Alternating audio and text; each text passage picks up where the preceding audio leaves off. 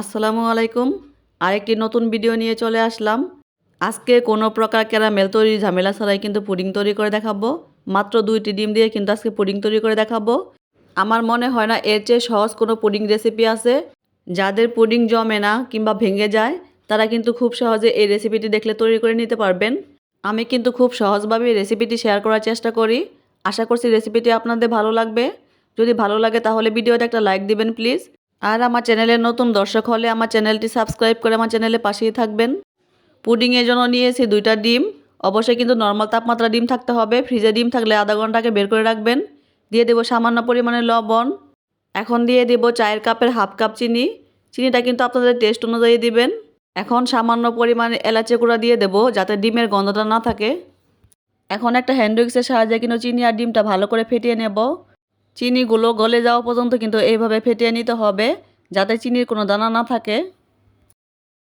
চিনি আর ডিম কিন্তু ভালো করে ফেটিয়ে নিয়েছি। দুধ জাল করে আগে থেকে ঠান্ডা করে নিয়েছি। এই দুধটা দিয়ে দেব। যে চায়ের কাপে মেপে চিনি ব্যবহার করেছি সেই চায়ের কাপে মেপে কিন্তু আমি 2 কাপ দুধ দিয়ে দিয়েছি। 2টা ডিমের জন্য কিন্তু আমার 2 কাপ দুধই কিন্তু যথেষ্ট মনে হয়েছে। ডিমের চেয়ে যদি দুধের পরিমাণটা বেশি হয় তাহলে কিন্তু আপনার পুডিংটা পারফেক্ট হবে না। সব কিছু পরিমাণ বুঝে কিন্তু ব্যবহার করতে হবে। এখন সব কিছু ভালো করে মিশিয়ে নেব। একটি বাটি নিয়ে নিয়েছি। এই বাটিতে কিন্তু আজকে পুডিংটা সেট করব। বাটিতে কিন্তু একটু তেল ব্রাশ করে নিয়েছি। একটা প্লাস্টিকের ছাঁকনি নিয়েছি। এখন দুধ আর ডিমের মিশ্রণটা কিন্তু সেঁকে নেব। অবশ্যই কিন্তু সেঁকে নেওয়ার চেষ্টা করবেন। সেঁকে নিলে কিন্তু আপনার পুডিংটা কিন্তু অনেকটাই মসৃণ হবে। দুধটা কিন্তু ভালো করে সেঁকে নিয়েছি। এখন এক সাইডে রেখে দেব। চুলায় একটি হাঁড়ি বসিয়ে কিন্তু পানি ফুটিয়ে নিয়েছি। এরকম একটা ছাঁকনি নিয়ে নিয়েছি। এই ছাঁকনির উপরে কিন্তু বাটিটা বসিয়ে নেব। এই রাইস কুকারের ছাঁকনি কিন্তু সবার বাসায় থাকে। এই ধরনের ছাঁকনির উপর কিন্তু পুডিং বানালে কিন্তু পুডিং কিন্তু তাড়াতাড়ি জমাট বেঁধে যায়। এখন কিন্তু ঢাকনা দিয়ে ঢেকে রাখবো। আপনাদের কাছে যদি সিলভারের ঢাকনা থাকে তাহলে সিলভারের ঢাকনা দিয়ে দেবেন। অবশ্যই পুডিংয়ের বাটিটা কিন্তু একটা ঢাকনা দিয়ে ঢেকে দেবেন। এখন উপর দিয়ে কিন্তু আরেকটা কাঁচের ঢাকনা দিয়ে দেব। কাঁচের ঢাকনার ভিতরে যে ছিদ্রগুলি আছে সেগুলো কিন্তু বন্ধ করে নেব। এখন চুলার আঁচ মিডিয়ামে রেখে কিন্তু 10 মিনিটের মতো কিন্তু আমি জাল করে নেব। 2টা ডিম দিয়ে পুডিং বানালে কিন্তু 10 থেকে 15 মিনিটের বেশি সময় লাগবে না। 10 মিনিট পর ঢাকনাটা খুলে নিচ্ছি।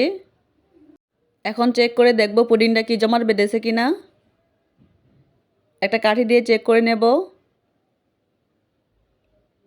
কাঠিটা কিন্তু একদম ক্লিন আসছে। তার মানে পুডিংটা কিন্তু সুন্দরভাবে জমাট বেঁধে গেছে। এখন নামিয়ে ঠান্ডা করে কিন্তু নর্মাল ফ্রিজে রেখে দেবো 1 ঘন্টার জন্য।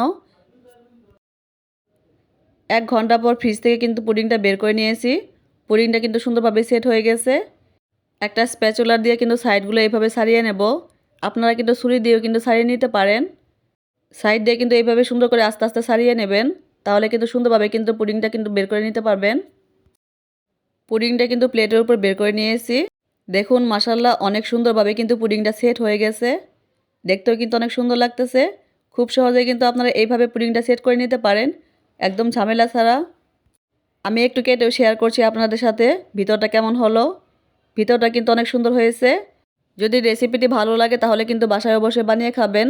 আশা করছি আপনাদের পুডিংও কিন্তু পারফেক্ট হবে। দেখা হবে নতুন ভিডিওতে। সেই পর্যন্ত সবাই ভালো থাকেন। আল্লাহ হাফেজ।